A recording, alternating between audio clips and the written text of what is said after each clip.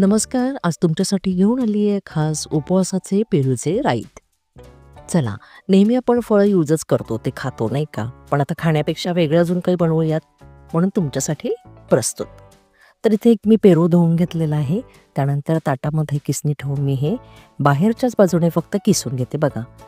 अशा पद्धतीने किसते. आता हे किसत असताना फक्त पेरू आपण साईडनेच म्हणजे बाहेरच्या बाजूनेच फक्त घ्यायचा आहे. मधला जो गर आहे तो आपण या रायत्यामध्ये कुठेच वापरणार नाही आहे. तर हे व्यवस्थित आपण किसून घ्यायचं आहे. भरपूर व्हिटॅमिन सी ने समृद्ध असा असलेला पेरू सर्वांनाच आवडतो नाही का? आता इथे किस झालेला आहे. काचेच्या बाउलमध्ये हा संपूर्ण किस आपण एका चमच्याने काढून घेऊयात.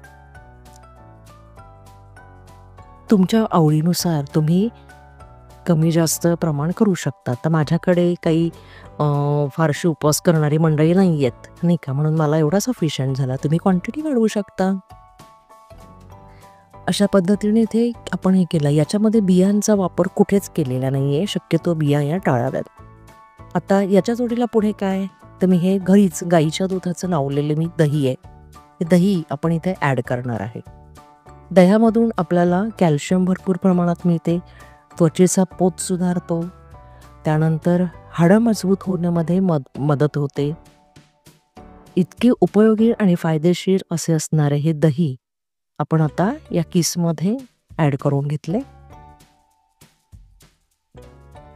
अतिशय चविष्ट असं आपलं रायतं होणार आहे. आता इथे मी मिरची पावडर ॲड केली आहे. इथे मी घेताना कमी प्रमाणातच घेतली आहे. तुमच्या आवडीनुसार कमी किंवा जास्त असे प्रमाण तुम्ही घेऊ शकता. पेरूला हा नैसर्गिक गोडवा असतोच. आता मी हा जो पेरू घेतलाय तर पांढऱ्याच रंगाचा घेतलाय, गुलाबीसर रंगाचा पेरू आपण वापरला नाही. इथे सैंधव मीठाचा मी वापर करते. अर्धा चमचा सैंधव मीठ मी इथे वापरलेलं आहे. आता हे आहे ब्लॅक सॉल्ट. हे आपण ज्यावेळेस फळं असेल त्यावेळेस इथे हे पण थोड्याच प्रमाणात आपण घालणार आहे आणि उत्तम अशी चव आपल्या रायत्याला येते.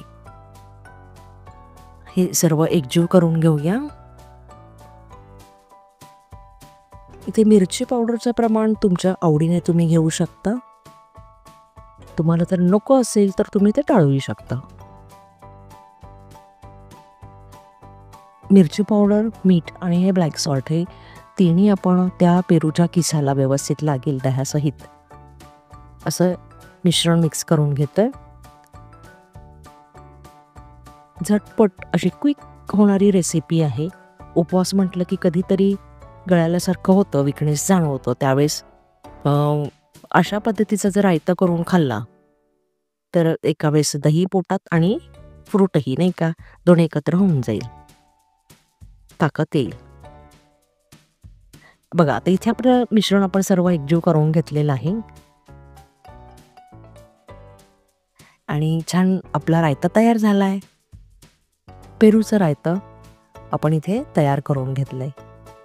थोडा वेळ जर ठेवलं मुरायला तर ते टेस्ट अजून त्याची वाढेल. चला आता गार्निश करायचं आहे ना. काय करणार आहे, सजावटीसाठी पेरूच्या काही फोडी इथे वापरल्यात. तुम्ही रायताही वापरू शकाल आणि पेरूच्या फोडी खाऊ शकाल. चला तुम्ही करून बघा. लाईक करा, शेअर करा आणि कमेंट्स करून मलाही कळवा. सबस्क्राईब करायला मुळीच विसरू नका.